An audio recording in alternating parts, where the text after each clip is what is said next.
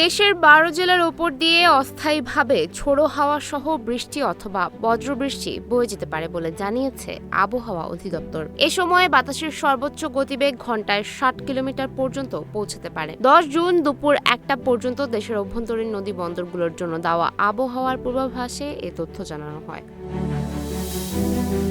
পূর্বাভাস অনুযায়ী রংপুর, দিনাজপুর, বগুড়া, টাঙ্গাইল, ময়মনসিংহ, খুলনা, বরিশাল, পটুয়াখালী, নোয়াখালী, চট্টগ্রাম, কক্সবাজার ও সিলেট অঞ্চলের ওপর দিয়ে দক্ষিণ অথবা দক্ষিণ পশ্চিম দিক থেকে ঘন্টায় ৪৫ থেকে ৬০ কিলোমিটার বেগে দমকা বা ঝোড়ো হাওয়া বয়ে যেতে পারে। এর সঙ্গে বৃষ্টি কিংবা বজ্রসহ বৃষ্টিপাতের সম্ভাবনাও রয়েছে। এ পরিস্থিতিতে সংশ্লিষ্ট এলাকার নদী বন্দর সমূহকে ১ নম্বর সতর্ক সংকেত প্রদর্শনের নির্দেশ দেওয়া হয়েছে। আবহাওয়া অধিদপ্তর জানিয়েছে, ঝোড়ো আবহাওয়ার কারণে নৌযান চলাচলে সতর্কতা অবলম্বনের পাশাপাশি নদীপথ ব্যবহারকারীদের প্রয়োজনীয় সাবধানতা গ্রহণের পরামর্শ দেওয়া হয়েছে।